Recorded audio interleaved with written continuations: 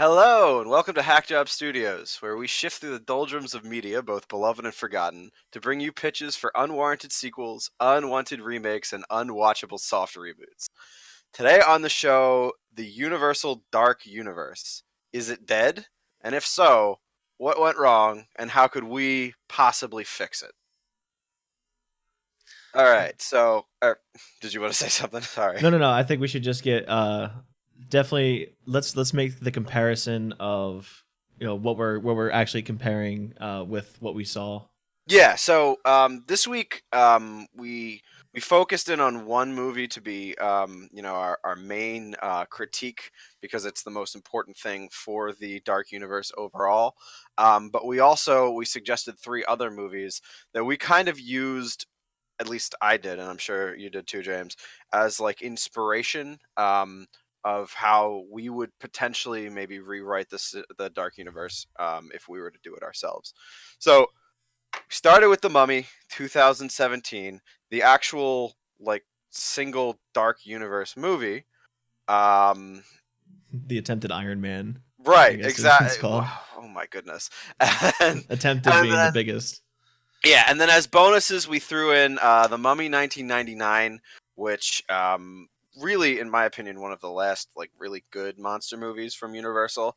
Van Helsing, which is another Universal movie, gives another take on the properties, and I think that would help me a lot. In shaping this, and then the third one that I suggested, and I kind of regret suggesting it. If any of you guys saw it, I'm sorry. Um, the series, or not a series, the League of Extraordinary Gentlemen, which is not a Universal movie. It's actually 20th Century Fox, but it's kind of follows the same kind of idea that we're going for here. Getting together important literary characters, not necessarily monsters, although there's some overlap. We got the Invisible Man in there and some Dracula characters, but people like Alan Quatermain, Dorian Gray, Captain Nemo, and kind of just trying to make like a superhero team up movie out of it. That movie is awful. I mean, before we get into everything It else, I just want to cover that just it is because a we can it, quickly get through that. yeah, it's a bit of a guilty pleasure of mine I know though. you like it a lot. I know. We've Same thing talked with about this before. I know Van Helsing also has got a bit of flack because of how like I would say dated it is, but Well, another guilty pleasure. I actually liked Van Helsing. I thought it was definitely they're all dated as heck, but Hmm. I had a lot of fun with Van Helsing. Um, the League of Extraordinary Gentlemen was boring as hell. Like there's a lot that you could do with it, and they just sit around, they talk, and mm. What I should have done, um, if I was thinking straight, I should have just told you all go watch the Avengers, and then we're just going to try and make that into the like our monster movie version of the Avengers, because that's basically. I mean, I know the Avengers obviously wouldn't be out for a couple like 4 or 5 years at the point when that movie was made, but that's really the thing that we're trying to hold all this up to. And that's really, I think, where I kind of want to begin the discussion because so the Avengers came out. When did that movie? Was that 2008 or was that Two, 10? It might have been 10. I want to say 10. It Let might have me been look it 10. up. Uh, 2012, actually. 12. Okay, 12. 8. So 8 was Iron Man, right? I I think 8 believe was Iron Man. so. Yeah. Okay. So Avengers hits 2012, and it's this big crossover of various properties that Marvel was already working on, and it was pretty risky. I mean, people don't think about that now because now the MCU is like it's such a slam hit for everything that they do. Even their like worst movies still like clean up and people still go to see them and they still are like extremely loyal followings.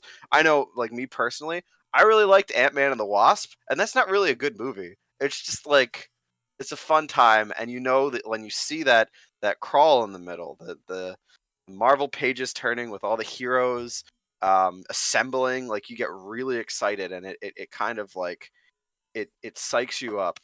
Yeah, it definitely gives itself a bit of a standard to sort of bounce off of. So you know that like no matter how variant the movie is within itself, you know that because it's part of the cinematic universe, it has a standard that all movies live up to in its universe, and you know that's at least going to be average as far as that goes. Right. So Marvel Studios, they started ramping this up, and then right before the Avengers came out, Disney bought them, and it was a slam dunk for Disney. They bought this. It was not too long before they bought Star Wars, and we're kind of in a moment right now where Disney is. I mean, I don't want to say they control, popular culture, but I mean they're I'd say as very close. as close as anyone can get. So every other studio out there is trying desperately to claw out their own version of this to try and build their cinematic universe. And I would argue that pretty much everyone has failed. I mean, you can Yeah. find you can find little things here and there. The X-Men movies are okay. I know X-Men is a Marvel property, but the X-Men the X-Men movie rights were owned by Fox until like 3 days ago. When Disney officially acquired them. So going forward, that'll be, I'm sure, a source of a lot of debate. Maybe we'll have an episode somewhere down the line where we talk about trying to work the X Men into the Avengers universe. And if we do that, I'm going to need to do a lot of research because my X Men knowledge is not great. It's not great. Um, Well, I also think a lot of these failed attempts are more so because they wanted to copy the format and not the passion behind what made the cinematic right. universe what it And was. and I think the thing that makes X-Men stand out as a kind of like runner up is that they were kind of already doing that before Marvel like really took off. So they kind of just like worked with that a little bit. Well, say like I think they treated it more like a series rather than a cinematic universe. It Right. was just like That's one giant timeline rather than everything sort of webbing together into that's one. like certain things like Fantastic Four and Deadpool, which are also Fox, kind of like feel kind of like part of it, but not part of it. And it's kind of like for me as a fan, it was kind of like a confusing experience. And I never really cared about any of the X-Men movies, but I really like Deadpool. Well, that brings up actually a pretty interesting thing about superhero movies in general, especially things about the Marvel universe, is that you like imagine making just a standalone movie about a Marvel superhero. Now, with the whole success as a cinematic universe, uh, no longer gonna everyone's gonna think about, okay, well, how does this tie in with the MCU? Right, And and it that could be helps a completely lot. standalone. Yeah. You because even if your movie does stand alone, like you have that to bolster you. So like I don't know how you know more about Ant-Man than me. How popular do you think the first Ant-Man movie would have been had it not been contained within this whole MCU thing? I think I think the popularity would have definitely niched itself because I know Ant Right. Man is sort of a lesser known character. Just so like I feel like only the fans of Marvel would be able to see it rather than sort of a being able to bring in a Right. lot of casual audiences. And now they can bring in like just the most random superheroes. They can have I mean, Captain television. Marvel's a big one. Yeah, they can have television shows with like characters that no one's. I mean, plenty of hardcore comic people are aware of it, but like they've really, I mean, they've found a way to just create gold, and like they can go forward. And no one knows what they're gonna do at the end of Endgame, but they could kill off half the Avengers, and they could keep making these movies with increasingly more obscure heroes in them, and it's just gonna. And from my prediction, it's gonna stay successful for a long time. Maybe not forever, but for a long time. Well, I think that's the big thing is that like they've made pretty much cinematic comic books because that's all the Marvel comic books do Right. is they keep building and building and building and building, and now that you've brought it together in a movie format, which I think is lost amongst the rest of the attempted universes, is that now we can do anything within the sort of universe, much like a comic book could. Yeah. So if you're a studio and you're competing with Disney and Marvel, why wouldn't you try for this, right? You want your piece. You want to find some properties that you own and spin it into something like this. And so, Fox tried their piece. Now they're kind of dead as a studio. I mean, Disney doesn't own all of it, but you know, as far as these kind of things go, they're within the Disney realm. But then you have people like Warner Brothers and Sony and Universal, and I would argue that they've all really just they've done the master class in how not to make a cinematic universe. And I think the reason why, or at least in my opinion, I think the reason why is I think because Marvel started with Iron Man, but they made Iron Man its own movie because they had no idea what they were going to be doing in the future. And then Right. they made Thor, and then they made Captain America, and they're like, okay, let's just keep making these movies. And then finally, somebody thought, oh, what if we brought these movies together? Whereas Warner Brothers and a lot, Universal, they're looking at it as, oh, let's create a cinematic universe and then try to fit all the pieces in there into the grand picture. And I think that's where a lot of the differences lie. I mean, obviously Marvel does it now, where it's now we have this universe. How do we fit everything in? But it didn't start from that way. So you're able to bounce off of really good individual movies and then tie up the loose ends later on. Yeah. And I think that if you look really deep into like the DC cinematic universe, you can really see the comparisons.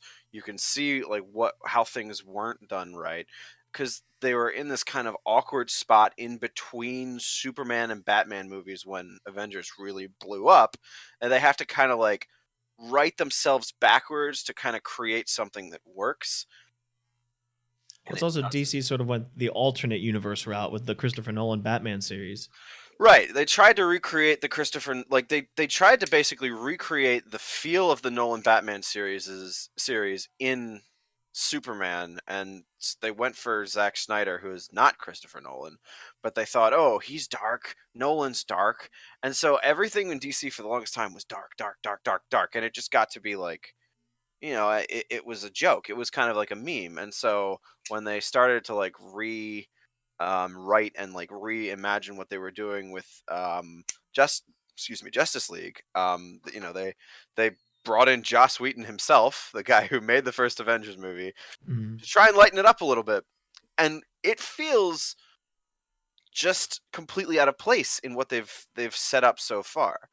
Um, but today we're not going to be focusing in on DC, and we're not going to be focusing in on Marvel per se, although we're going to be bringing in Marvel as comparison Mhm. throughout, because how could you not?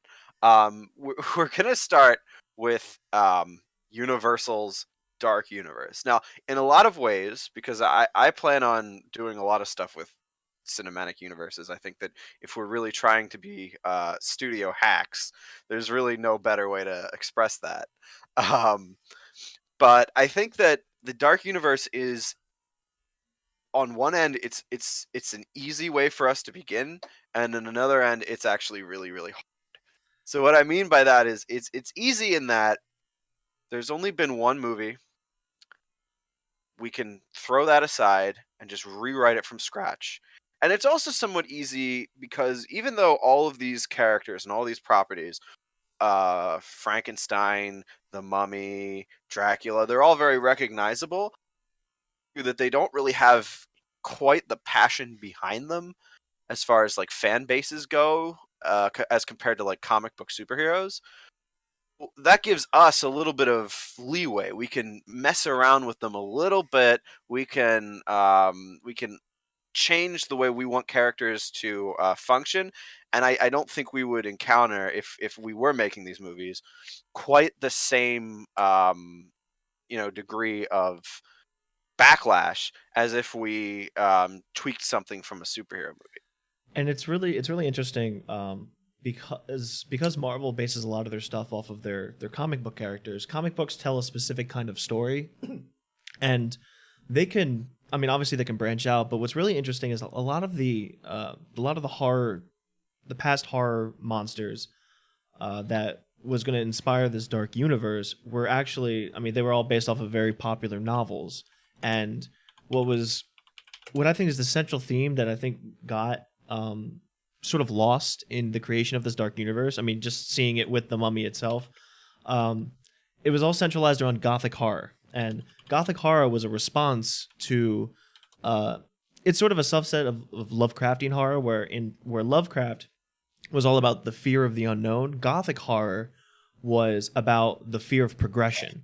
It was a response to all of the scientific breakthroughs that were happening at the time, and these books were a response off of what happens when science goes too far. And you can see that with a lot of the different elements of each monster. I'm just going to bring up two examples.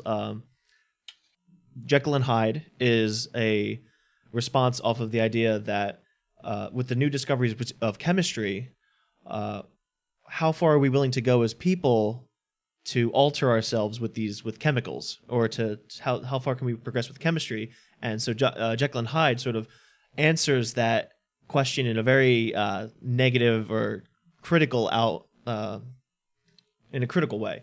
And then the second one will be, well, let's say Frankenstein with biology itself. You know, being like, now that we have all these medicinal ways of treating people, you know, how far can this go? And I think a lot of that was missed in the attempts of creating this dark cinematic universe, because it was very, I mean, they just literally took it off the top and said, "Oh, monsters can do things. Let's see where this takes us." And I feel like it was a very missed opportunity, because you can get really surreal and almost a lot more mature as far as the themes go with each of these monsters. Instead of just making an origin movie, you can actually put a message behind it, which I don't think can happen with a lot of the Marvel stuff. Well, that actually gets into where I would argue that this is actually a hard thing to undertake, because you have to kind of balance. You have to balance like what these movies and what these properties have meant over the years, from their transition from Victorian and late 19th century writings into the cinema, and then into subsequent remakes. And you also have to reconcile with the fact that all of the very recognizable characters within this genre are the villains. Mm. And what are you going to do about that? I mean, I think that from what I'm hearing from what you said about like the conflict between science and progress and all that, you and I might have kind of very different ideas of how we want to spin this going forward. Mm-hmm. Because I was thinking I'm not saying abandon that altogether, but I want to update this. I want to bring this into the 21st century completely, because if you talk about that era of history, right? The Romantic era and the Gothic, novels, people were afraid of science. They were afraid of scientific progress. If you then flash forward to when the first cinema versions of these stories were being told in the 30s, the 20s, and the 30s, people were really afraid of the other. And that's what a lot of film and critical theorists have said. A lot of early horror movies focused in on this, like this this kind of jingoistic fear of like immigration, and this kind of stuff that really just would not fly in the kind of what the reason that people go to a movie today. And I think that you have to bring this into the 21st century in order to make something that's relevant. Well, that's So, a good thing. Oh, sorry. yo, go for it. Well, and that's what I admire about sort of these creatures, is because since they're based around a theme and not a character, the themes can be timeless. So Right. progress about one thing back in the Renaissance period, and now, I mean, those fears sort of linger on and sort of stay there. If you were to take the Creature of the Black Lagoon, for example, about that's more about environmentalism, where we keep tearing down these biomes. What are we going to find? Like, eventually we're going to find something that's going to fight back, and that is just as good of a theme back then as it is now. Yeah, if not more today. And you have also the additions of of the internet. I mean, that could be a giant thing. The Invisible Man is most prominent. The fear of being sort of ignored, or the fear of sort of having yourself stand out there and making yourself known to everybody. I mean, that's where that was based off of. So there's a lot of things you can do, and I think that they really squabbled their chance with this universe, because I think this could have been bigger from at least from an artistic standpoint than the Marvel Cinematic Universe. Well, maybe not successfully, but maybe in a more artistic fashion. it's quite the undertaking, right? Because I mean, again, just going back to my earlier point, like you have to make a bunch of monsters come together in a way where either we're rooting for them or we have enough charisma on the other side that we're rooting for all the heroes that fight these monsters. And that one is even more difficult because I mean, can you off the top of your head think of, with the exception of Van Helsing, maybe like a character who was famous for like fighting Frankenstein or the Invisible Man, and in a lot of cases, like it's an internal conflict. They struggle with themselves, and that's what we can really work with. We can kind of, since we're making this for like a standard film going audience, we're gonna have to like personify that a little bit. Hmm. But I think I have some ideas of how we're gonna go with that. But before we go hardcore into our proposals of how we would kind of go with this, I do want to talk about what happened, what we have so far, the movie that they tried, their attempt, and why we personally don't think it worked in a little bit more detail. So, first off, the Dark Universe was announced by Universal, and it was to be helmed by Alex Kurtzman. He wrote, directed, and produced The Mummy. If you are familiar with Kurtzman, he this is the second movie I think he's ever directed. Before that, he directed. Let me look it up. Some little movie, something called People Like Us. But he has a lot of experience as a screenwriter and a producer. He wrote scripts for some of the Mission Impossible movies, some of the Transformers movies, some of the Star Trek movies, and he was the executive producer for the wonderful little movie The Amazing Spider-Man 2. Yeah, so, And you so want to hand a someone universe to this guy? I Oh man. know, I know somebody at Universal saw The Amazing Spider-Man 2 and thought that's the guy. So they made this movie. It tanked. Did not do well in the box office. So they pushed off their plans for the next one they had planned for that, The Bride of Frankenstein. That's kind of been delayed indefinitely. And then The Invisible Man, they recast that. I don't think Johnny Depp, who was supposed to be the Invisible Man, I don't think he's involved anymore. I think the director walked away. I think they're still looking for a director for that. And pretty much all of the plans that they had for the movies that would directly follow The Mummy have been delayed indefinitely. So it's not official that the Dark Universe is dead, but it's probably dead. I mean, let's be honest. So I think we should get into The Mummy, what we saw, what its plot was, who our characters are, and why we didn't like it. Because I think I have some like just standard film criticism, but also just Same. some overall just like, how is this your cinematic universe criticism? So we start right away with our opening Universal logo thing with the planet, the Earth with the da da da da da da da da da da, and that's fine. And then the Earth like flips over, and we see like this dark planet, and it says like the Dark Universe. And they are very clearly, as far as I'm concerned, they're trying to make their own version of the Marvel page-turning logo with all the heroes assembling. And I think that from the standpoint of your first movie, is a mistake. Yeah, not too Yeah, subtle with the whole like revealing of. By the way, exactly. we're this is bigger. This is bigger than what it could This be. is what we're doing. And I think that if this movie, which is looking like it's going to happen, if this movie is the only movie that ever actually gets made in this dark universe, that's going to be really embarrassing. I mean, you already Like, tell the audience that like, oh, by the way, this is just a stepping stone. Like, don't even like this right.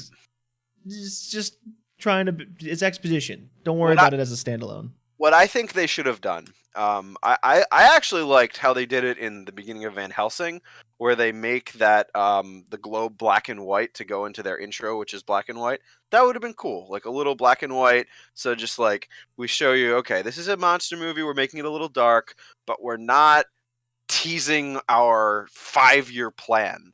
Yeah, in our friggin' opening.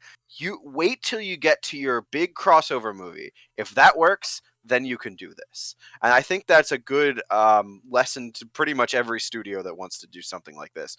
Do not tease 7 movies to the press when you haven't even made the first one yet. exactly. Marvel didn't do that until after the first phase of the Marvel movies, when they knew they were successful, when they knew they could get a little cocky. None of you other studios are at a point where you can get cocky like this yet. So let's just take it one step at a time. Um, and then so we get the movie, right. So Mummy is a 2017 movie written, directed by Alex Kurtzman, starring Tom Cruise, Sophia Boutella, Annabelle Wallis, Jake Johnson, Courtney B. Vance, and Russell Crowe. The movie follows Cruise's Nick Morton and his buddy, who's played by Jake Johnson, in the midst of what seems to be like this crime spree, basically gallivanting across the Middle East, acquiring antiquities to sell to the black market. They open this movie with like ISIS.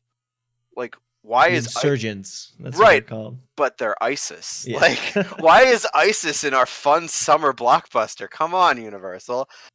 I have a theory as to why they're there. I think that if you've noticed, if so, comparing this, James, for instance, to the 1999 version, which we also watched, Mhm. what's like one of the biggest differences that jumps out to you in terms of just setting? Uh, Shoot. What was? I'm trying to remember the setting of the 1999. It's been a while since I watched Well, it. I'm Must putting have. you on the spot, but basically, I don't know if you noticed, the Mummy 2017, they never go to Egypt. Yeah, that's Never. the big thing. They start out in Iraq.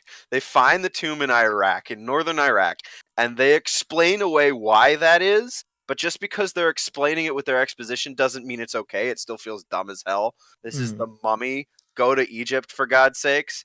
And then they take the mummy to England, and the whole thing basically takes place in England. And I think they want to do that because they want to keep it close to where their Avengers The Tower headquarters is, is. yeah. Yeah, exactly. But like I want a fun mummy movie that takes place in Egypt. I want to like live within like the ancient Egyptian ruins. I think that's like really cool, fun part of the 1999 Egypt, or the 1999 mummy movie. Well, it's also I call it's slingshot storytelling, where I know the starting of the Mummy 1999 was the story of Imhotep in the how he turned into this mummy and whatnot, or like how he wanted to resurrect his girlfriend or lover, and then it slingshots you to it pulls back into England where you're met with, I think her name's Evie, and then it launches her into Egypt, and that's where she meets the Brendan Fraser character, and then you can have your entire setting in Egypt, even though because you're following the lines of the archaeologist. Right. Whereas like I don't think in the 2017 version there's no reason really to have that beginning with Tom Cruise just sitting there and Yeah, and like I get it, Universal. Politics in the Middle East is kind of a sticky thing to display. You don't want because like the whole point of getting the mummy out of there as hastily as they did is they don't want like the local insurgents to destroy it, and Mhm. you can't really do that in Egypt today because that would be really offensive. So they move it to northern Iraq because it's okay to shit on ISIS, Yeah. and so everyone's kind of like uh, comfortable with that. But it also takes away a lot of what the mummy means. I think it's dicey, or it's harder, but I think that if you go out of your way to be respectful about it, you could make a perfectly fine mummy movie in Egypt. And I will get to that later, but I still want to talk about this movie. I don't want to go through the whole plot summary. I did Yeah. write it out, but that's just that. I'm gonna go through little bullet points of things that I didn't like. My first bullet point is literally, why is Nick from New Girl here? Yeah. Not the actor, the The character. character. He is playing the character that he plays in New Girl, just in The Mummy, and it makes no sense. I mean, the biggest joke I think about that character in the most not haha way is the bathroom scene where he's in front of the mirror and the main character's in front of the mirror and they're like he's like you shot me and he's like I'm sorry but you shot me yeah I know you scared me but you shot me 3 times. It was like an improv that was going wrong Yeah, in they the were really interaction. trying to use him as like comic relief because he himself is a comedian, and I like Jake Johnson. I think that he is a good actor. He is really good in New Girl, and he's also shown in other things that he can play stuff other than Nick and New Girl.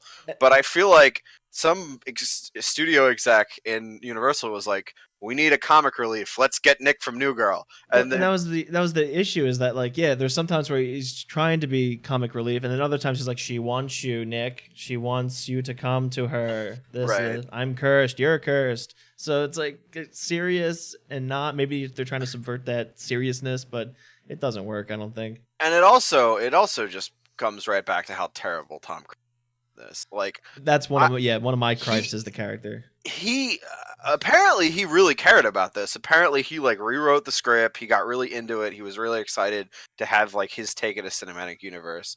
Um, but it doesn't come through in his character. He doesn't. He feels like like paper. Like there's no depth to his character at all. He kills his best friend and doesn't really like bat an eyelash about it.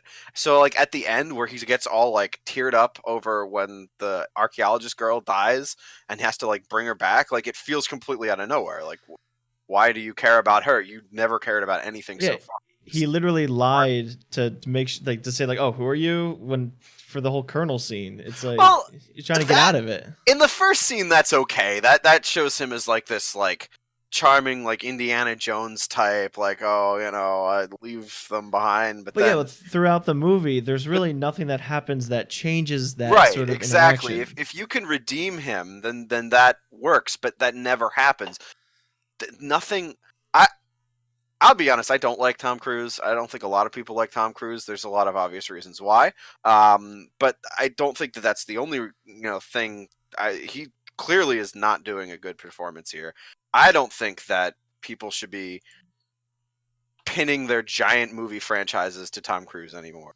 Like he can keep Mission Impossible if they want to keep making those movies, but I think that that was a terrible casting decision, and I think that the fact that he took over a lot of this script, I don't know if it's directly his fault, but like And well, that you was the know big thing is I definitely faulted a lot of the movie's flaws towards the writing and not sort of the people acting. But if you're saying that he has a lot of influence, he had a lot of influence over the script itself, well, then that's his thing. He comes in and he like rewrites scripts. Like that's something that everybody says about Tom Cruise, and a lot of people, a lot of like industry people are like, "Oh, it's great. Like he always has hits," and it is true. Like Tom Cruise, he makes a lot of hit movies, and this was not one of them. because he rates the movies around him, like like the character is Tom Cruise, Right. and so Yeah. But there are some just like there are other I things. I wrote down the one of the things that I thought was hilarious. It was like unintentionally hilarious. I'm glad I didn't watch this in a theater because I would have just like burst out laughing at everybody like what the hell is wrong with this guy? The scene when they're in the it's I think they're in like a bus or something and it goes down and like the bus is like on the ground toppled over and Annabelle Wallace's character is like in the bus and then Tom Cruise like walks out halfway towards the mummy and he's got like a stick in his hand and, yeah, and I then know. she goes, "Get him, Nick! Get him! Or get her, Nick! Get her!" It's like, what the fuck is this? Or the bitch slap at the end where he's like it's the very end he's trying to confront her, just runs towards, and all of a sudden just boom spikes him into the ground. It's And then there are go ahead.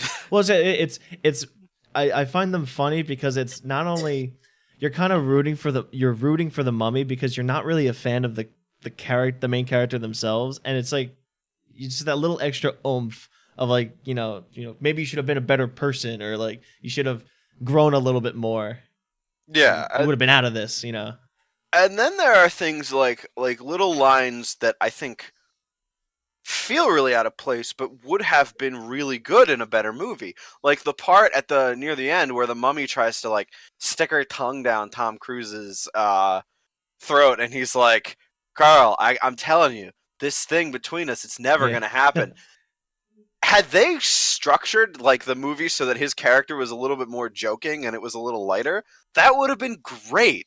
That would have been exactly what you're looking for. But in the context of the movie we got, it just doesn't. It like why this is a funny character now? Like since when? Yeah, it's like it was more clueless Tom Cruise rather than charismatic Tom Cruise. Even the part where like there's that banter in between in the beginning where they were like, "Oh, 15 seconds. What are you talking about? Like this, and this." He's more like, "Huh? What? Like you Yeah, made fun of me? What?" And it's just that throughout the entire movie. So like that line at the end, what about like it's not me, it's you. It doesn't deliver. You're like, you're yeah. trying, but In a better movie with a better, more likable actor at the helm, I I think think we could have gotten a lot better. I definitely think I kept on imagining post Venom Tom Hardy as this Hmm. as this character because Interesting. he's used to he plays a lot of like serious people, but then Venom happens. He's a little bit more clumsy, a little bit more yeah, he's clueless, but you can see that there's some charisma, especially with his Bane character. So I think he could have made that work, but still had the same like aura as Tom Cruise, especially with the end fight scene. I wonder if there's somewhere I could slot Tom Hardy into the plan that I have. I'll think about it. Also, fuck the whole attempted Avengers Tower with Dr. Jekyll as the Nick Fury, as like the Yeah, anti Nick Fury. That that was the was worst thing dumb. that could have happened.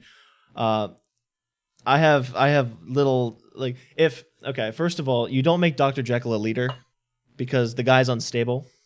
Well, one thing, and I'll get into it when we get to our thing. I think it'd be okay to make Dr. Jekyll a leader if his character, when you start the cinematic universe, is like pre Mr. Hyde, or he's like totally like with it, and then somewhere along the line, which like sets off a whole arc, he starts to like get like all the Mr. Hyde stuff starts to happen. Well, that's more so because he's battling with addiction. That's the reason why he experiments with himself, and the entire sort of uh, binary between him and Hyde is the fact that Hyde wants to come out. It's like the Hulk. I think that's where a lot of the inspiration of the Hulk is. Right. Hyde wants to come out to play, but Jekyll is using all of his mental energy to keep Hyde from emerging. And flipping that over, first of all, is bullshit because it completely undermines what the character was written for.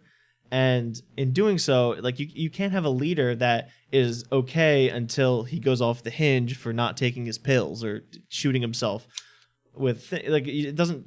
I maybe it's because in my head I was picturing Dorian Gray as the better leader because he's well, first of all, he's immortal, so he has all this time and wisdom to be able to research all the vampires, all the things and stuff like that.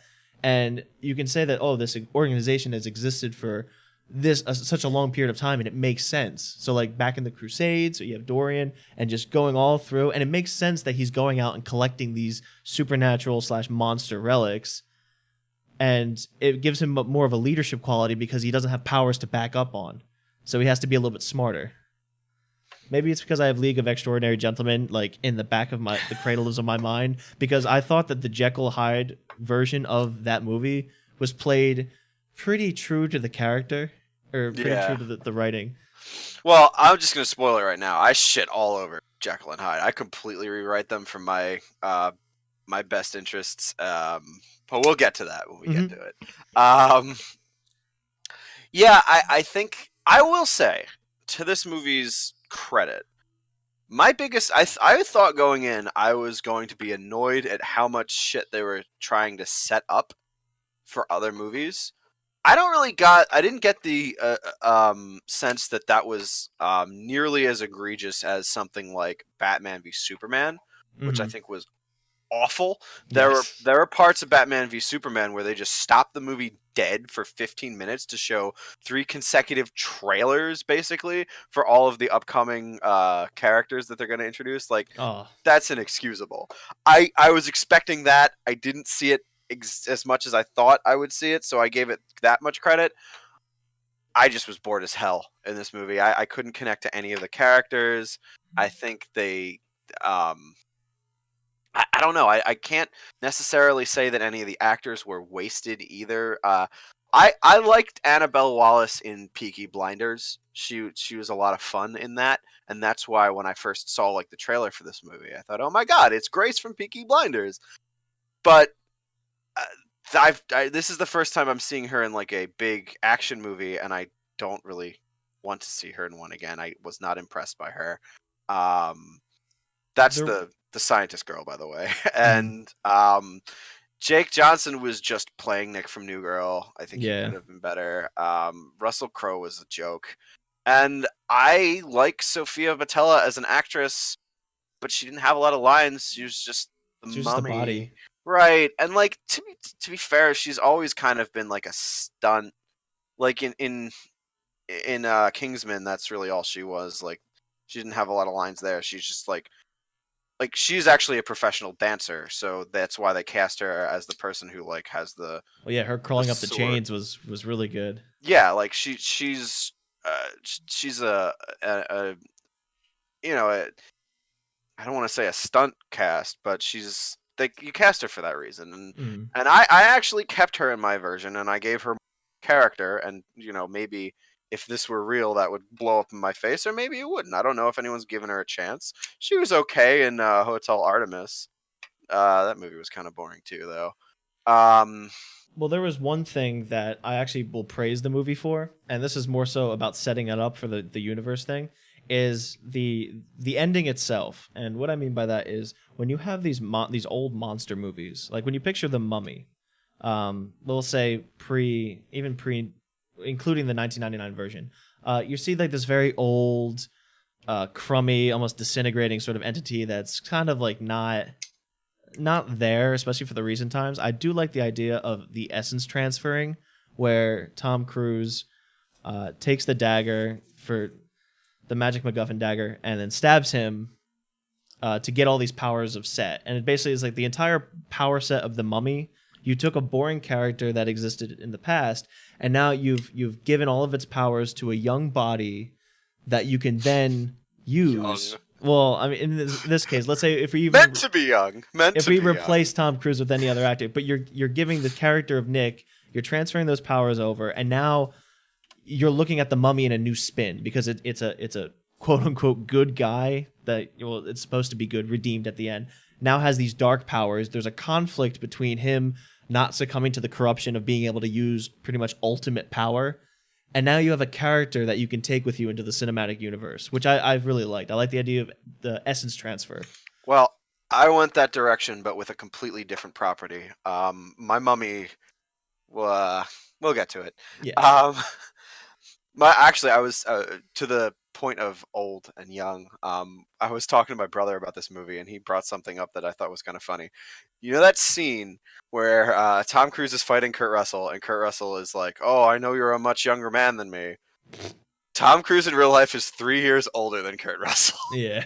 or Russell Crowe, not Kurt Russell. Sorry, um, 3 years older than Russell Crowe. Yeah. So anyway, yeah, I think I don't think we have to harp too much on this movie. We I just know those are all my points. yeah, we didn't like it. We thought I thought that it was It's just a a disappointment, I little think. too drab and dull, and I didn't find myself connecting to any of the characters. So that's something that you want to focus on character. So anyway, we did watch three other movies, and I think that each one of them brings with it a kind of a proposition for another way that you could maybe make this cinematic universe if you were going to follow that. So you got The Mummy 1999. I think that movie, in my mind, is actually a very respectful interpretation of the old 1930s monster movie Hmm. kind of genre. I think they were really trying at that point because this was before cinematic universes were even a consideration.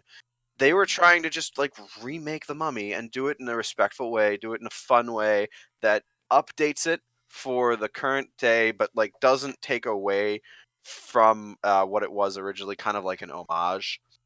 Um, the League of Extraordinary Gentlemen is a little bit more of just a way to I mean, it itself is an adaptation of an Alan Moore comic, and he known for Batman Returns, The Watchmen, very respected comic book artist. So it's not super surprising that someone would try to create an adaptation of that. My reason for suggesting that was that I thought that it would provide an idea of like how we can just take these characters and just flip them so that they're basically the Avengers. Yeah, it's the interaction between all the monsters towards like a bigger evil, I Right. guess. And I think that this is um this movie kind of provides that framework. I just thought it was boring as heck. Mhm. And then you have Van Helsing, which I think maybe split the difference a little bit, where you definitely do have a lot of the characters interacting with each other and teaming up in a way that you would kind of expect them if you just directly adapted the original source materials into one work, where they're all kind of evil with the exception of Frankenstein's monster, and then Yeah. you have your one singular hero who has to fight them. It's And I definitely like a monster arena, I like to right. call it. And that's a perfect idea for a single movie.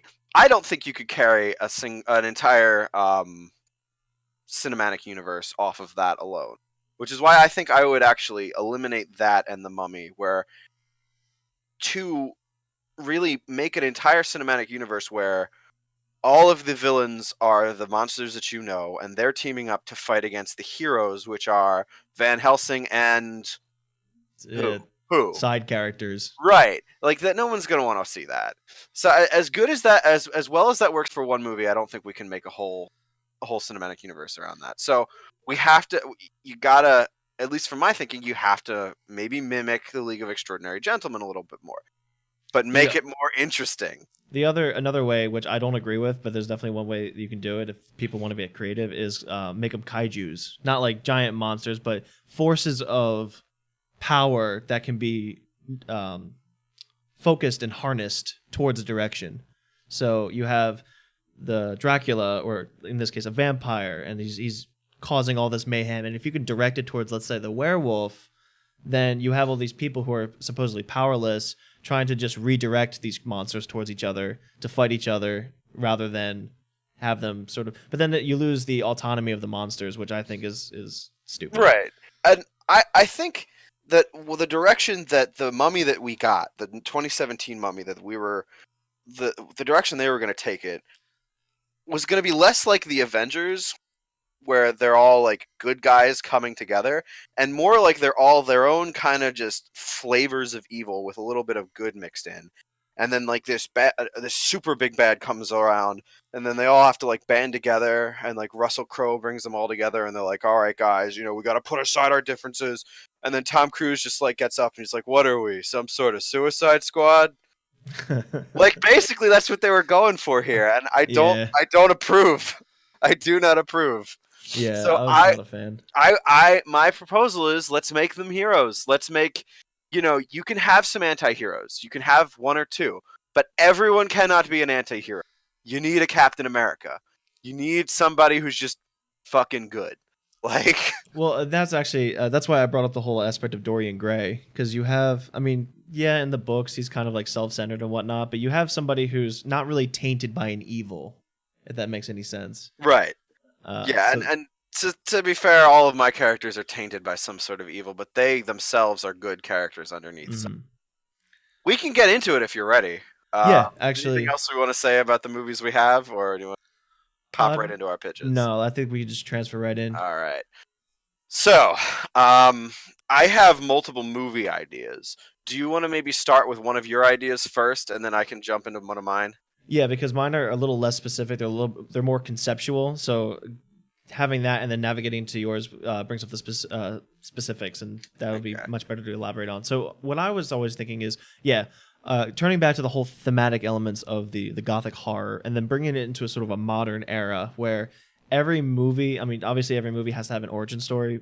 And that actually, sorry to interrupt, that No, is a question that is important here. Where do you want to set this? Because I don't know if you noticed, the other three movies that we watched were all period pieces. mhm.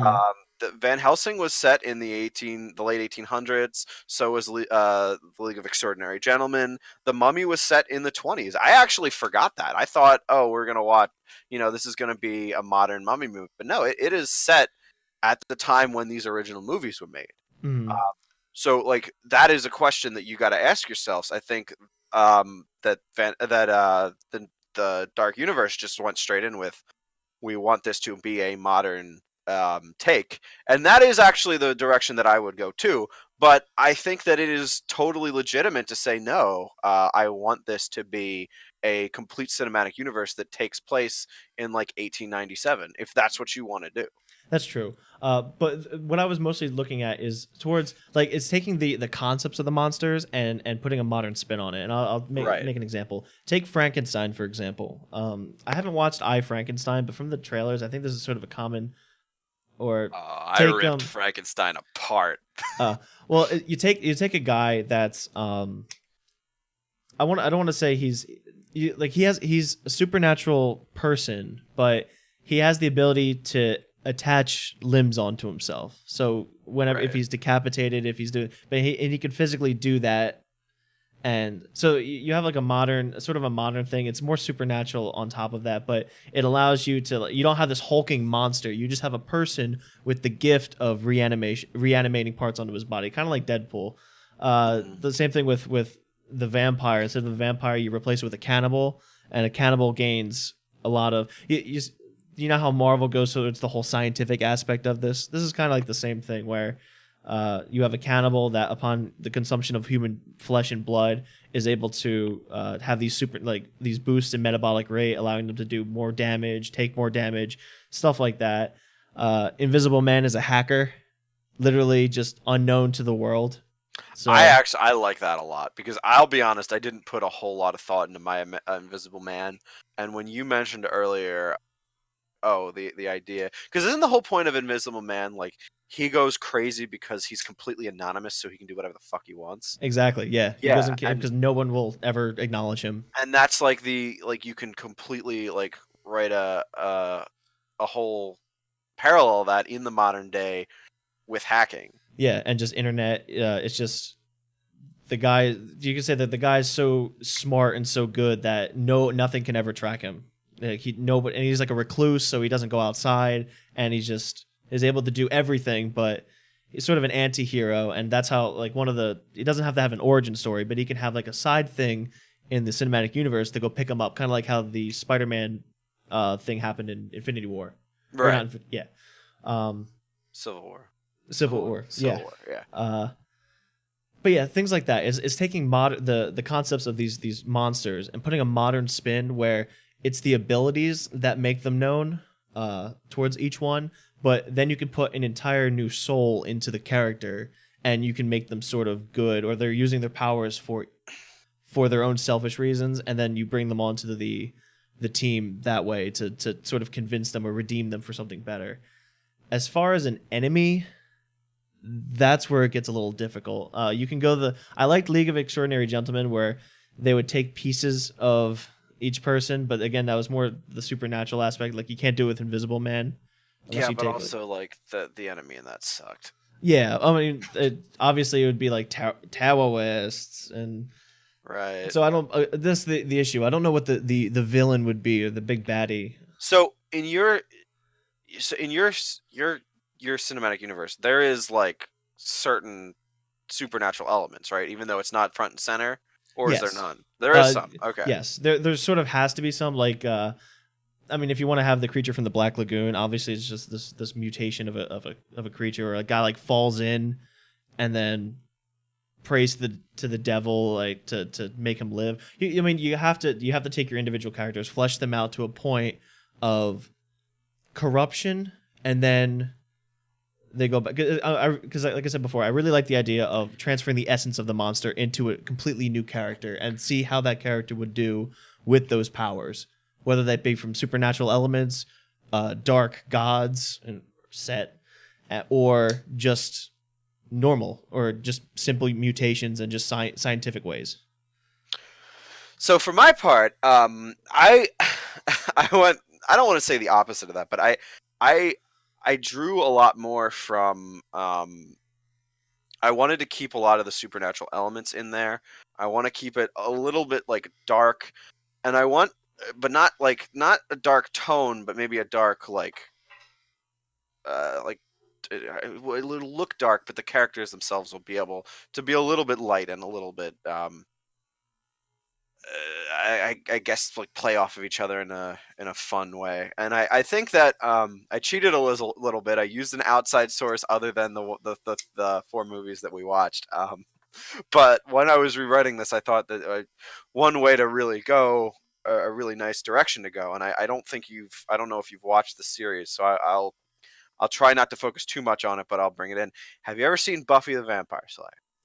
I've heard of it and also seen some episodes, but not enough to really get continuity. I think Buffy is a really good example of a kind of a take on the whole dark universe. Honestly, it's a dark universe with like where all there's like demons and witches and wizards and all that running around. But it's also light, it's fun. The characters are they play off of each other really well. They're plucky.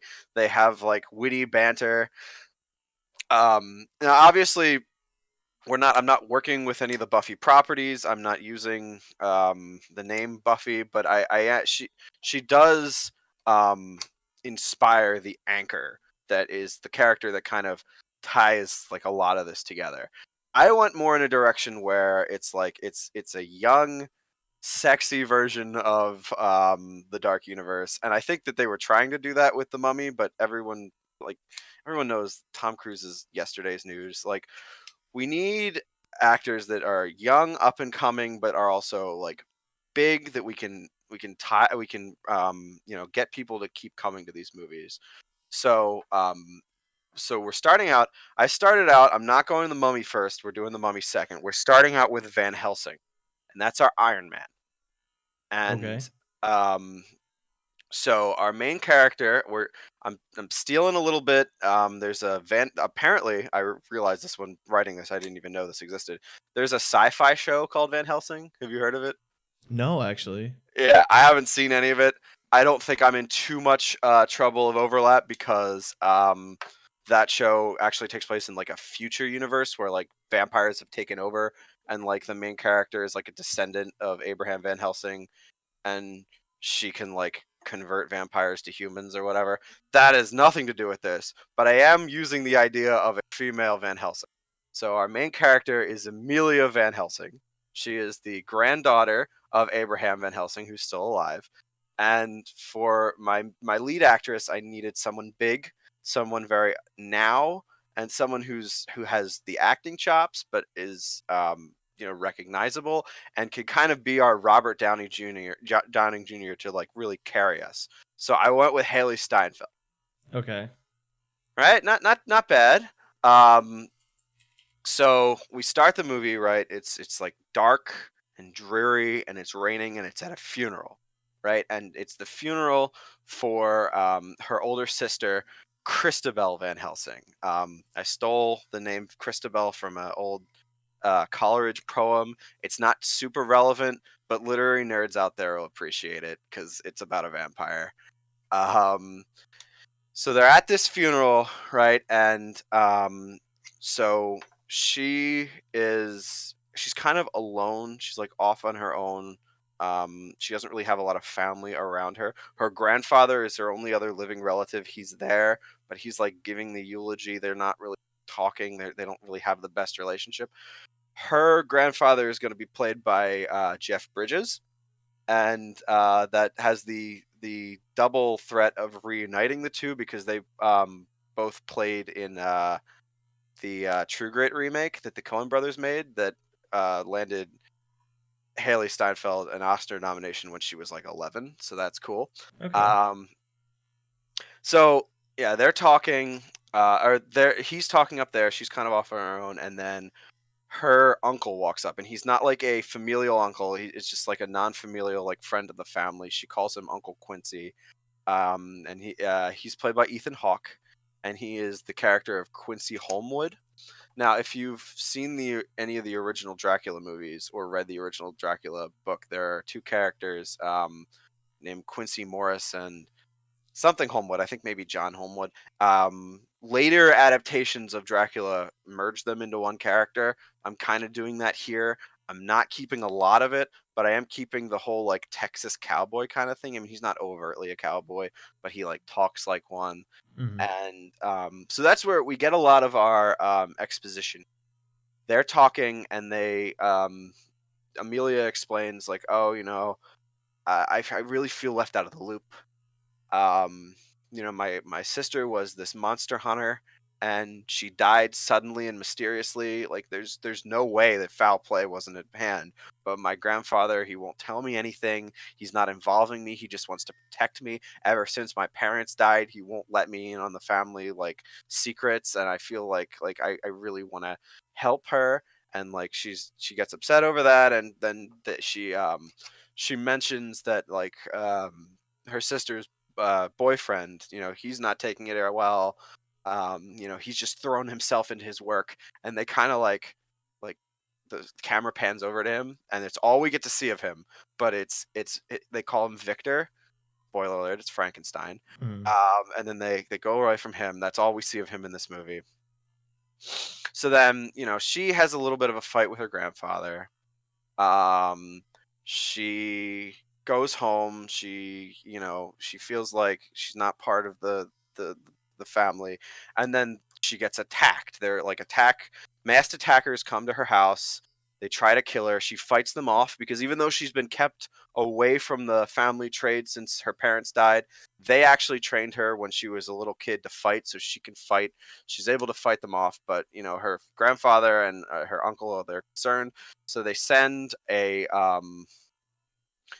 detail of like monster hunters to like guard her. And they're led by Mina Harker, Agent Mina Harker. I cast uh well, who did I put there? I put Tessa Thompson, who played Valkyrie in Thor Ragnarok. Hmm. That's the first one I have questions about. She might be a little too old to play like the best friend of Haley Steinfeld, but I couldn't think of a better one, so we can revisit that later. And then I was thinking that maybe we could keep the Prodigium as the name of the Monster Hunters. What do you think about that, or do you think I should go a different route? Um, I'm not sure actually. That's a. Because I never loved that whole concept, and I don't know if we want to like stick with that. But at the same time, you need an idea, you need a name, and I think I just went with that for now. So anyway, they're guarding her. She gives them the slip because she wants to like go out and investigate. She breaks into the Prodigium HQ to her sister's old office, because her sister was a monster hunter, to see if she could find any clues about her death. Mhm. Um, she finds out that Christabel actually was on to a mole within the organization who is searching for this thing called the Sanguine Dagger, and she has no idea what the Sanguine Dagger is. So she goes to her grandfather and like asks him like what is this thing. And he eventually like explains, oh, it was a legend. I didn't actually believe that it existed, but it's supposed to contain the last remnants of Dracula's blood, because he killed Dracula like years ago. Mhm. um and it's a relic that modern day lovers of Dracula search for, but I didn't think it existed. And then while they're talking, they realize that they're about to be like attacked. That there's like attackers coming, the masked men who attacked Amelia earlier. So she assists him in casting a warding spell on his like house to like keep away vampires, but it doesn't work. They walk through and they fight them, and they realize that they're not vampires; they're just human. And then so they do well. They fight together. Abraham is really impressed by Amelia and her ability to fight off the attackers. Like he's brought over. Okay, maybe you're old enough. We can bring you in on this. You and I, we have to go back to the Prodigium HQ, break in, find Holmwood's office and see if we can find any more info. And then you get your scene where he like shows off all the vampire hunting tools. And she gets to like try them out, and they go there. So then they go, they break in, they do a couple fight scenes. They get it there, and they get into Holmwood's office. He's not there, and they find a video like on his computer of evidence of him actually killing her older sister for like knowing too much. And like at that point, um, Mina Harker shows up and she holds a gun to them and she's like, "Oh, you've been compromised." And Amelia's like, "No, I swear, you were my sister's best friend. You need to see this. I have evidence that Holmwood killed her." She shows her, they see it, and they're like, "Okay, I believe you now." So they have to escape because the rest of the soldiers have turned on them. They go out, they like regroup, they realize, okay, so they're Mina Harker knows there are these three places, right, that I know that Homewood has been focusing on in the past couple months and like unearthing them. So they split up, they each go to one, and they agree like once we figure out that he's here, we're going to contact the others and wait for them to show up. But of course, it happens to be the one that Amelia goes to, and she can't wait for them because she knows that like he's gonna find the dagger. So she goes in, she confronts him, has her like confrontation scene. She fights off a bunch of the bad guys, and then she has like her standoff with him. She actually is able to get the dagger. She starts running away with it, and then he shoots her. And so she's on the ground. She's like crawling for the dagger.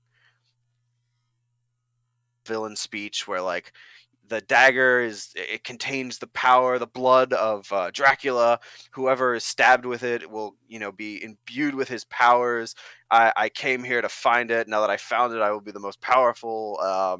I will become a powerful vampire. I'll be able to take over the prodigium from the inside, and we can like cover up all the vampire attacks. And then she reaches for it, she picks it up, and he's like, "Well, there's nothing you can do to me with that. It'll only give me power." And then she stabs herself with it. Mm-hmm. Basically have like the same thing we got in The Mummy, but better this time because we care about the character. Mm-hmm. And now she like jumps up, fights him really easily. And she's like lying on the ground. She's like staring at his neck. And then Jeff Bridges walks in and he's like, "I wouldn't do that." And he throws a bag on the ground. And she's like, "What's this?" And he goes, "It's pig's blood." She says, "Well, will this, sustain me?" And he says, "Yes, you can live off of that. Live your entire life with a hunger for, the real thing. But you must never indulge it, because if you ever taste human blood, you'll lose it completely and you'll just become a mindless vampire."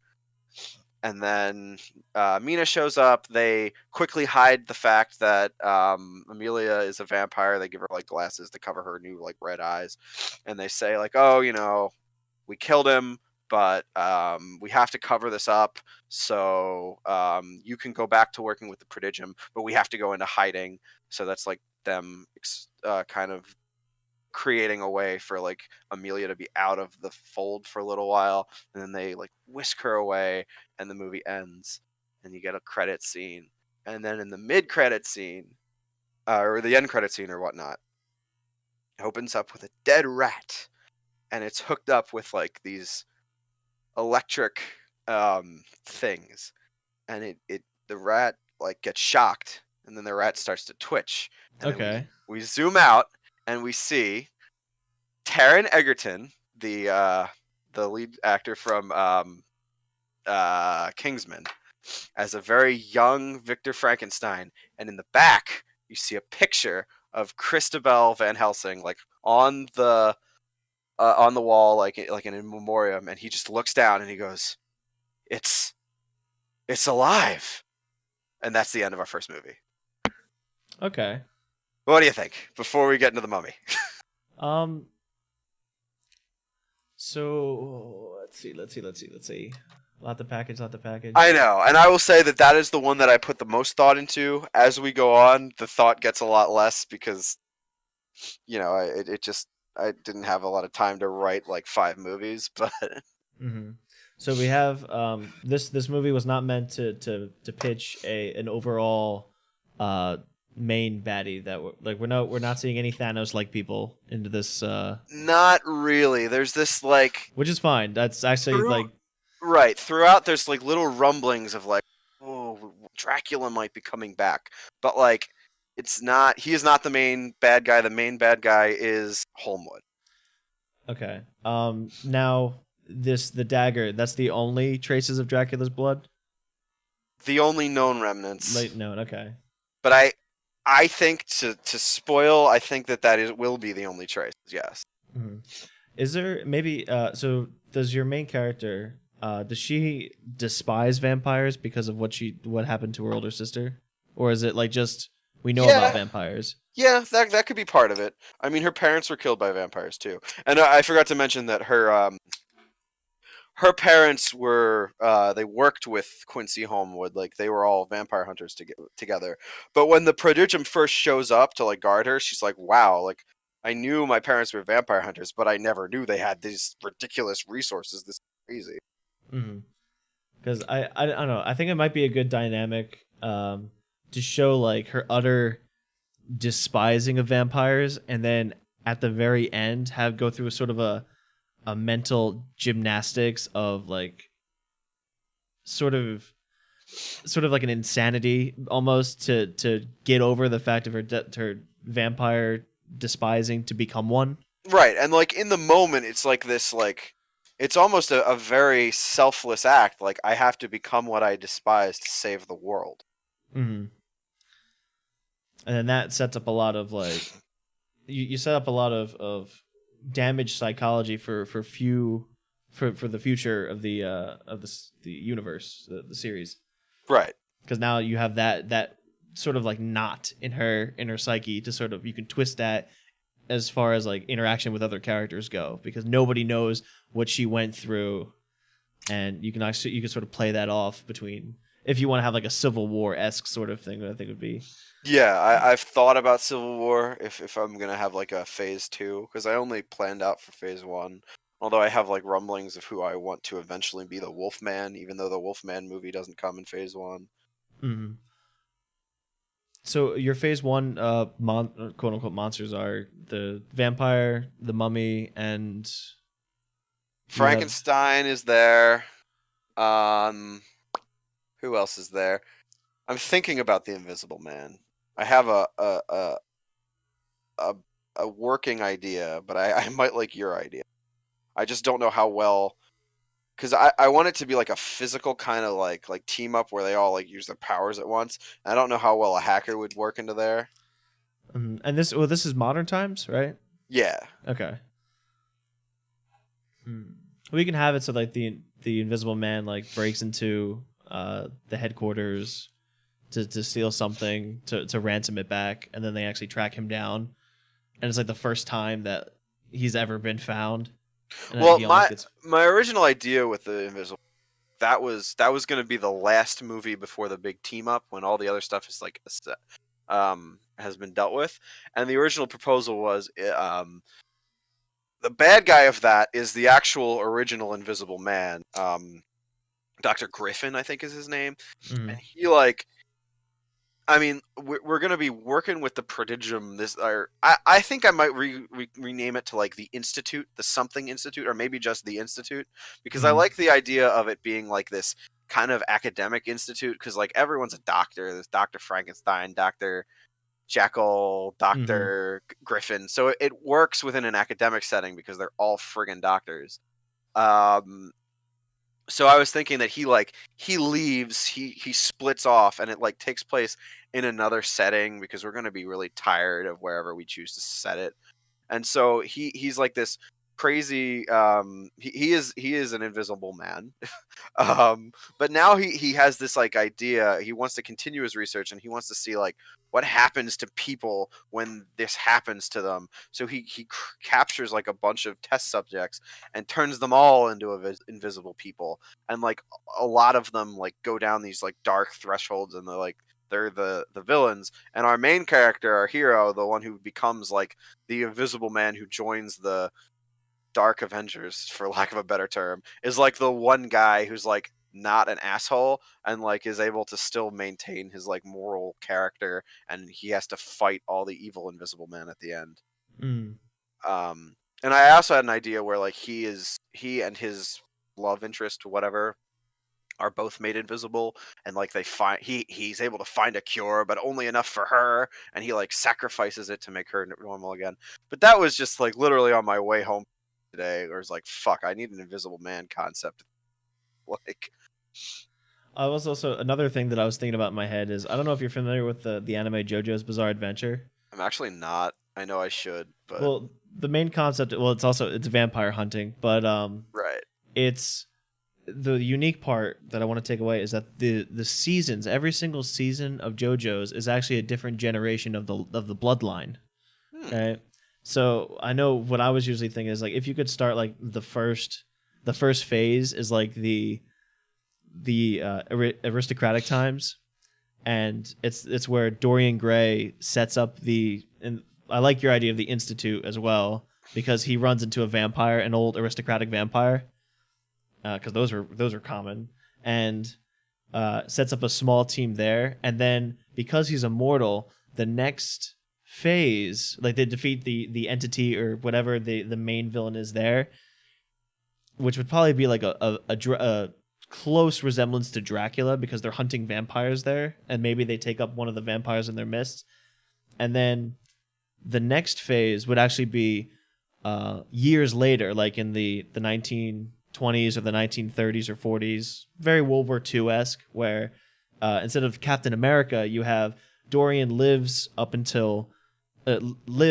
to that day because he's immortal, and he brings in he finds a new set of people that have the same bloodline as the people he had before.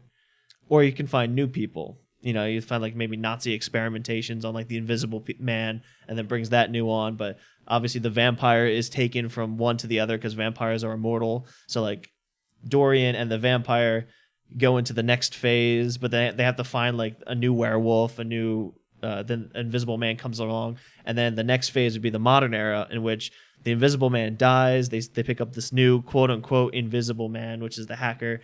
The vampire, obviously. So you get a reoccurring character line between Dorian Gray and any other immortals. In this case, the vampire and maybe the mummy. You can pick up the mummy in phase 2, or you can have it in phase 1. I like phase 2 better though. And then you have this building reoccurring cast, but also a fresh new cast that you can recycle, all centered around a sort of an anchor point, which in this case is Dorian. You would need a Dorian Gray that like people are gonna give a shit about. Exactly. Like, yes, how that's many going to be people hard. out there have read a picture of Dorian Gray? Like, Well, that's where you would start with his origin story, right. and then I don't know how. I mean, to be fair, Iron Man wasn't the most recognizable character before Avengers, but people still have an image of him in their head. I wanted to keep it around like the cool, sexy monsters. And Dorian Gray is literally like supposed to be sexy, but he's not a monster. I guess he's kind of a monster. I don't know. well, that's what maybe his origin story is, because I like because you're the concept of having Van Helsing and the vampire dynamic, which makes sense. That's because that's what Van Helsing hunted. And then I think I know for me I would like it if Dorian Gray, this person who like nobody knew, stumbled across vampires and then was able to build off of that. My idea for the big bad, I mean, I don't think Dracula isn't really Thanos, but he's more like Loki. Like he kind of is in like service of that, and like the big MacGuffin, like my Infinity Stones were supposed to be like 5, 6, or 7. I haven't chosen the amount. Like individual relics of different demons, and they're all demons from different cultures.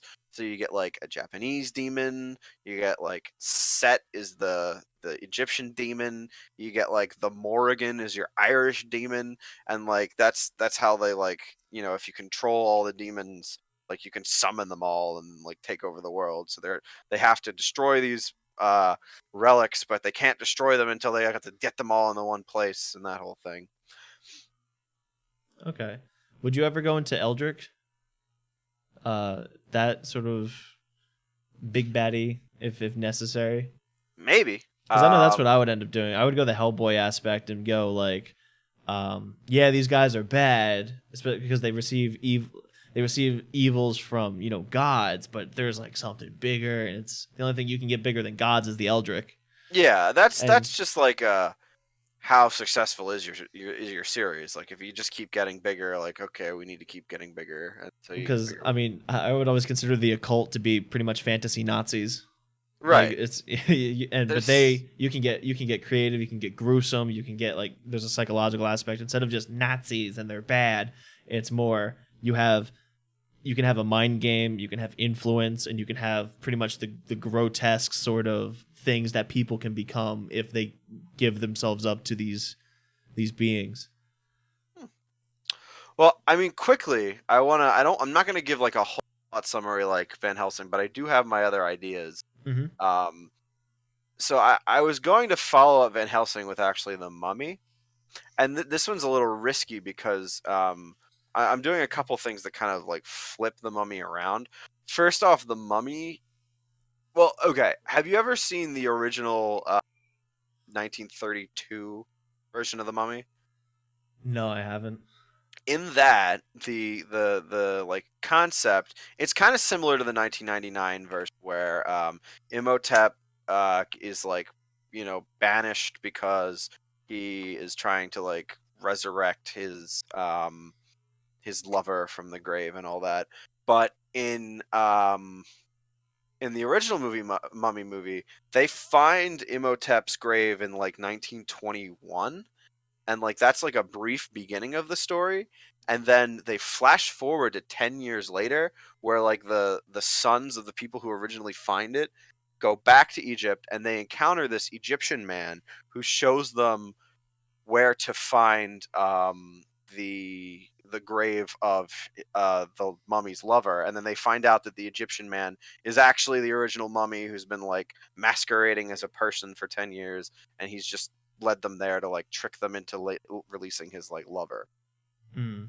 I kind of wanted to go down that route a little bit, but also I wanted to kind of take the main mummy and make her a lot more um relatable and like sympathetic, and have like the male mummy be like someone who's like kept her in this like in the tomb for like all the time without her consent.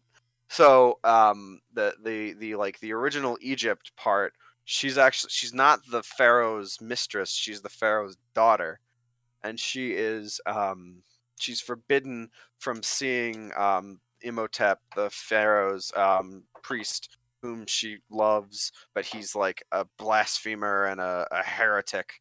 So then she runs away with him, and they like go to this temple, and like she thinks it's they're being all playful, and then he tries to like sacrifice her because he wants to like summon Set and like gain Set's power, and then the so he could take over the throne. And then the soldiers show up, they take him away to be mummified, and then the daughter like runs to her father, the pharaoh, is like, oh, thank you, but the father like turns away and is like, you've betrayed me by running off with him, you will be mummified with him.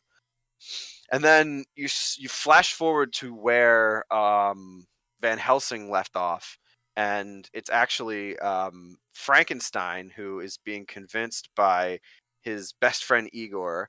I haven't actually casted Igor. I thought maybe Josh Gad, but he's a little too old to play off of Taron Egerton, I think.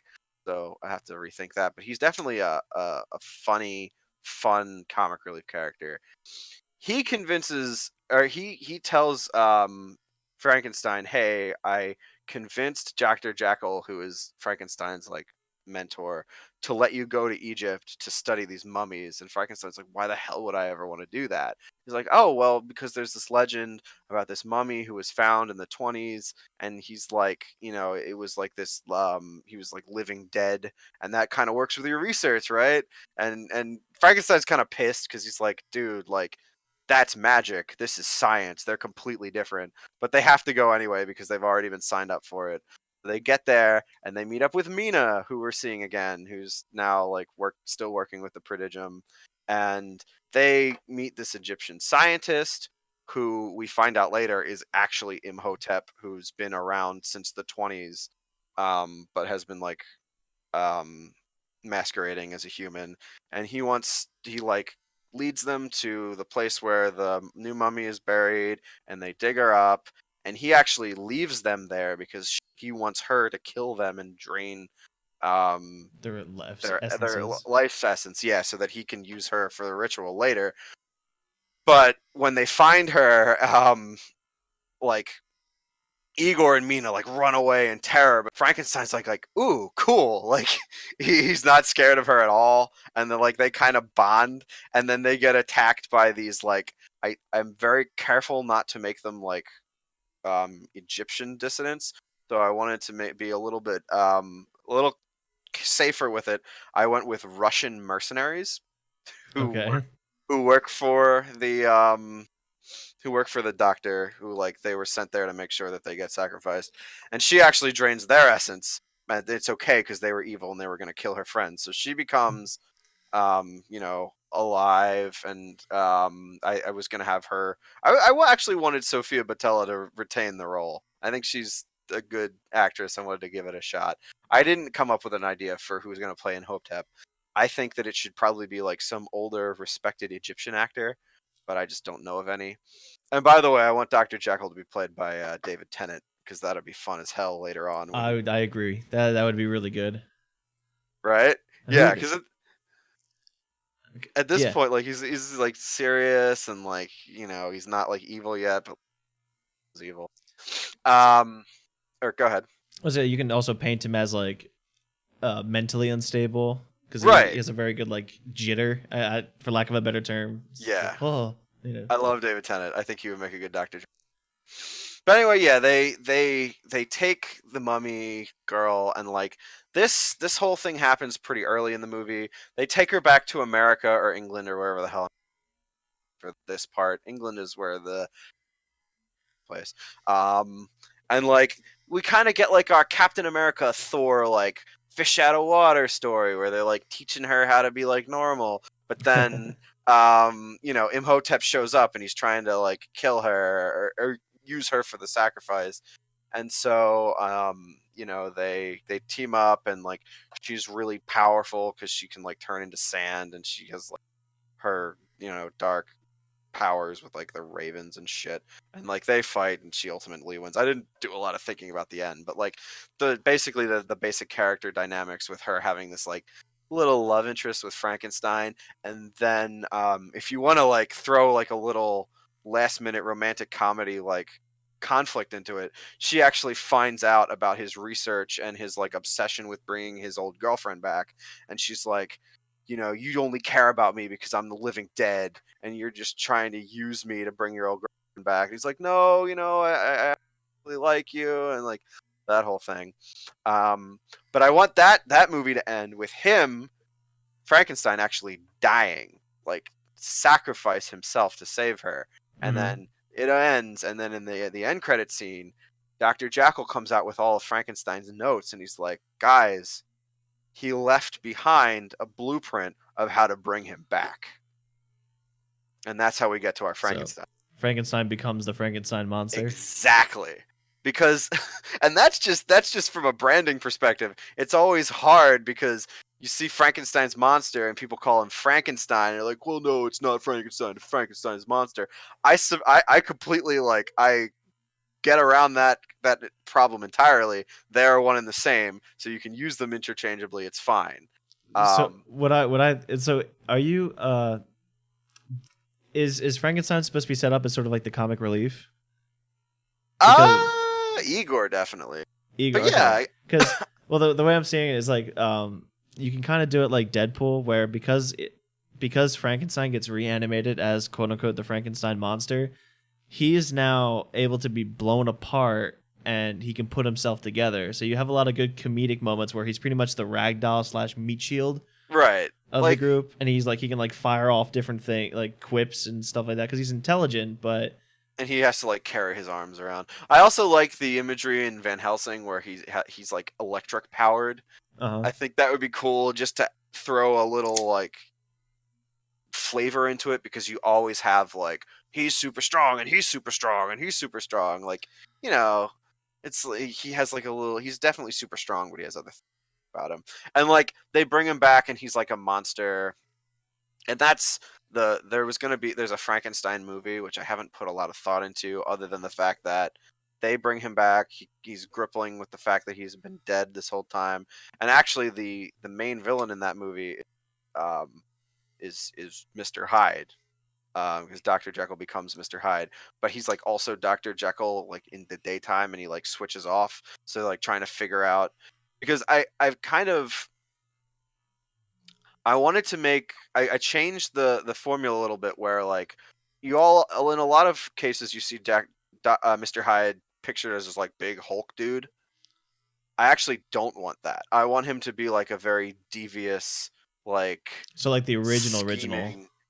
Maybe, but even the original was a little deformed. I don't want him to be any deformity at all at Okay. this point. Later on, he can get like his hands on some serum that turns him into like this big hulking It's the monster. the true like the true reflection of his evil side. Like Exactly. yeah. So like while Jekyll is helping them figure out who's like sabotaging the organization from the inside, Hyde is like doing all this like crazy shit with like the computers and like hacking in, and that's kind of where the hacker thing came in. And Well, he's go ahead. let's say since Hyde is supposed to be like I think chaos incarnate. This is what the put the notes is like this animalistic sort of thing. I always refer to like the Hyde version as sort of like smashy. So it's a lot Right. of like breaking shit rather than like clever hacking sort of thing. But what's really cool is like you can have like sort of a cop drama where um, Jekyll or Hyde is messing everything up, and Jekyll's trying to work with the cops to find out who did it, and then he finally figures out at near the end that it's him, and then the serum can help him be aware about when Hyde's about to take over, but at the same time will morph Hyde into what it actually like the manifestation of what that side is. So there's the sort of trade off. Like he knows when he can transform and then try to Right. fix it, but And in return it becomes like way more damaging, way more monstrous. he spends the next couple of movies like in prison, and then eventually they have to like to fight the big bad, they have to let him out, and he like turns into his big red self, and like he he has his Avengers moment. He just basically hulks. Yeah, and they like he joins the team. Um and then I had actually in between the Mummy movie and Bring Back Frankenstein, I was going to slot Van Helsing 2 in there to kind of like bring up the Marvel thing, where like I don't have to make all my character movies. Just throw in Iron Man 2 before fucking Captain America. Do that. So yeah, the only thing about Van Helsing 2, she goes to England, and she's fighting a vampire who disguises himself as Spring-Heeled Jack, and Oh, okay. he's searching for this MacGuffin, which is going to later be one of the 6 relics. It's the first time, actually, the first of the 6 relics they encounter is the Scroll of Set in the Mummy, but they don't know that that's one of them. Mm-hmm. But then at this point, they encounter one, and it's the Necklace of Morrigan, the and like he wants to use that because he knows that if he uses that thing, if he uses any of the relics in combined with Dracula's blood, he can bring back Dracula, and Okay. he's looking for the vampire who has Dracula's blood, because he knows that the dagger was used, but he doesn't know who is using it. And like so now Amelia is like helping the monster hunters hunt him, while also knowing like deep down like I'm that vampire, I have to be careful, because if he catches me, I could unleash all this hell, but like I still want to help them. And the monster hunters, they're like specifically English monster hunters. It's going to name them the Order of Saint Swithin, and they're going to be led by Clive Dakar, played by Dev Patel, who, spoiler alert, will later be the Wolfman, but not until phase 2. Okay. Um, and that movie ends with them actually failing and Dracula coming back to life. If you want to, another thing that I've actually completely forgot about until now is for villain structure. You can actually sort of break out a little bit, and this might be an abomination of nature, but imagine pairing things like Dracula, the Werewolf, Van Helsing, and all them with 1915-esque cinema like The Fly, The Blob, The Thing, and stuff like that. So like as those sort of B movie esque cinemas, and those can be the villains. Like I can imagine the Blob being a guy who's obviously a scientist who's obsessed with knowing everything, and then he finally creates like he's caught, and then he creates a serum, but it's so unstable that it causes his body to just expand and expand and expand, and then it just absorbs everything, and then you have to sort of try to stop that sort of thing. That's like for phase 3 when we're so big and successful that we can make fucking Ant-Man movies and people will watch them. Yeah. Like Because I'm thinking like The Fly. Like imagine like somebody like The Fly, and then exactly, The Fly, Ant-Man, same thing. and you have like the scientist who transformed himself into the Fly, but he goes insane in doing so, and now he wants to just. But that's when you get into like that's a lot of TVMA sort of almost body horror esque stuff, and I don't know if you want to take that in that direction. Yeah, I stuck with the superhero tang to it because I want to stick with the cinematic universe thing. Yeah, I think that actually transitions well into like because I want to close this out because we've been talking forever. But I think that's kind of the key to all of this. I want it to make it feel as much like a superhero movie as I can, and more away from the okay, so the traditional monster movie. And my reasoning for that, it's not that I don't like those movies, the original monster movies, but I think that they have kind of outlived. I'm not saying that we don't need them anymore, but those movies, like The Mummy in 1932, that was conceived as a horror movie. And like thinking about what horror looks like today, like could you imagine if someone watched like even 1999 Mummy and like, yeah, that's a horror movie? It's ridiculous. Of course it's not. Like to make something like this work today, as far as I'm concerned, you have to make it superhero. Now, somebody out there might have a better, darker way to turn it into a horror franchise, but that wasn't my take. Yeah, so I think this is where our differences sort of lie. Is that yeah, you want to go with the superhero aspect. I want to make it. I want to make mine TVMA, like rated R, right? Dark, like an actual like a dark universe where there's you look at a lot of darker elements, and you apply like. You make it so that the monsters themselves are actually the lightest part of the dark horror that is this cinematic universe, because it would be like one of the first mature cinematic universes of I feel like cinema. we have those and they fail. Like I think that's what this was trying to be, and it did it so poorly. Like, well, it's sort of. I think it was a copycat, and it was just a cash in at that attempt, and I think if you really put a little bit of passion around it, like Guillermo del Toro-esque sort of, that could work. You could really make like a truly mature, surreal sort of universe. But well, on that note, we can leave you with a little bit of good news, dear listener. If you actually do very much like the Universal cinematic universe and want to see more of these movies, the most recent news on this whole Dark Universe thing is that Jason Blum actually expressed interest in taking over some of these movies, and that's good. Yeah, he's kind of like the darling of horror nowadays. He makes movies on very small budgets, but he does it well, and he's able to turn a profit, and that's the key part for studios like this. And I'll be honest, he puts out a lot of crap, but he also puts out a lot of incredible movies.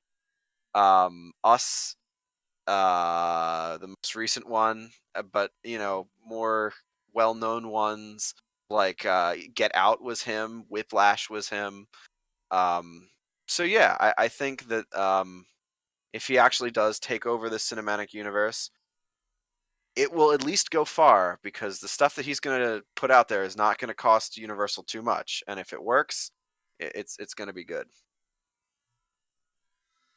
Okay, so on that note, what shall we decide on for next week's analysis / reboot remake? Oh man. So I wanna. I wish I had a good proposition, but I think that I don't want to come in here with like what I don't want. But I wanna. We did two in a row that were kind of horror adjacent, not like straight up horror. But Hmm. I want to avoid the horror, and I want to maybe avoid the superhero thing because I think that we're gonna have to get into that again pretty soon when Okay. Endgame comes upon us. So let's do How smaller. Do you have how do anything? you feel? How do you feel about musicals? Oh, I could rock a musical. How about Grease? Fuck yeah. Because high school back then is way different from high school to now. Actually, that we could do a lot of stuff with the 20-year cycle. With the whole like every so many years you get a depiction of like what life was like at X time. Greece is like this Is 19 the is the 80s looking back at the 50s. Yeah, yeah. I so like you that. is well in this case we can determine whether or not we want to look at the 90s or the 2000s as far as like that So, goes. so what do you want to focus in on musicals or Grease as a musical, where we watch Grease, we watch Grease 2, um, and we talk about that, or do you want to pick a couple things that are like basically like nostalgic looks at high school? I'd rather go with the latter because I don't know if you have any experiences like what makes a good musical. I I don't know shit. Yeah. So instead, I want to look at a way to not only the musical reflects a certain attitude towards high school life. So what I'm thinking of is if we were to watch Grease and we were to remake it in sort of the attempt of explaining to future viewers what the 90s and 2000s were like, Okay. how would we reflect the elements of high school in a way that is sort of thematic to what a musical could do? Because use it in Greece, it's sort of light and peppy. It's a lot of things. There's a little bit of sullenness, mixing in. It's the fluctuations of human emotions because they're teenagers and whatnot. Can we mimic or recreate that in a 1990s/2000 look back to make a musical? Do we want to stick with the musical as a rule, or maybe I like try like what are like? Because I was thinking, what if we just tried to make a nostalgic piece of media about our high school experience? And I wait. think, I'm sorry. I think I was just told by Lexi that the High School Musicals I think did that already. I mean, we can make our own, but well, no, I'm talking about the 20-year cycle here because I was thinking rather than focusing on a musical, we say, let's watch Grease, and then I have two other suggestions for things that we could watch, and then we can jump into our idea of, we would clearly have to wait like 10 years to make this, but mhm. let's make a show or a movie that is like a nostalgic trip about high school in 2008 or 9 Okay. when we were there. And the problem with this is that these things are shows, and I don't know if you want to focus exactly on shows, but have you ever seen Freaks and Geeks? I've heard about it and I've seen a couple episodes. I was just talking to the guys about Freaks and Geeks the other day. I think Freaks and Geeks, we could, if we focus in on like Grease as in a depiction of the 80s looking back at the 50s, and then Freaks and Geeks as a depiction of the early 2000s looking back at the 80s. And then, if you want bonus material, you can go on Netflix and watch Everything Sucks, I think is what it's called, which is today looking back at 1997. Okay. So yeah, okay. So we could do basically a high school period piece uh Right. for So 2008. it's like this generational shift where every 20 years as a new generation takes the reins of creating entertainment, they make a piece of work that is a nostalgia trip for their high school days Mhm. in a way to show people what it was like, but to be honest, more for just to experience it themselves and with people of their generation. Yeah, it's So a lot of everybody, remember that time. right? So everybody, like, I watch Freaks and Geeks, and I was not alive in 1980, but like someone who was looks at that and like, oh, remember this, remember that, and like for Everything Sucks, I just recently watched it. I like that show. And it's only like 8 episodes, so it's not hard at all. Um, with a show like that, as someone who I was alive in 1997, but I was a little kid, like I get a little nostalgia from it, just a little bit. If we took that and we applied that to our high school experience, um, I don't know, we could have a lot of fun with it. Yeah. Okay. I know it'll be nice and lighthearted since I know if we're going to be recording this week, then, well, like, we can talk about that later. Yeah, I that's just just say, like, logistics. yeah. So I'm thinking, yeah, Greece, nostalgia trip for 2008 or our high school lives, and let's see if we can make it happen. Yeah, and I think we should plan to watch a couple episodes of Freaks and Geeks. You don't have to watch the whole, but Yeah, if you want, you can send me a couple, like a season or a couple episodes that well, I really. mean the in this case the convenient thing, although bad, it was canceled after one season. Oh, okay. So Um, it just has one season. yeah, but it's 18 episodes, and I think it's 40 minutes a pop. So I still don't think we should watch the whole thing, but a couple episodes here and there would be good. But the thing that really is great about Freaks and Geeks is that so many people that worked on that went on to become like so much bigger than they were then. I mean, James Franco got his start there, Seth Rogen got his start there, Jason Segel got his start there. It Mm. was one of the first things that that Judd Apatow worked on. It was one of the first things that Paul Feig worked on. So it launched a lot of careers. Okay, so we have an idea for next episode, and I don't know if you have anything else to say, Joe. Honestly, I'm tired at this point. Yeah, I rattled off a lot of ideas. I think we pretty much dissected as much as we could off Yeah. the disappointment that was The Mummy. But until then, we will see you all next time. All right. Goodbye. Bye.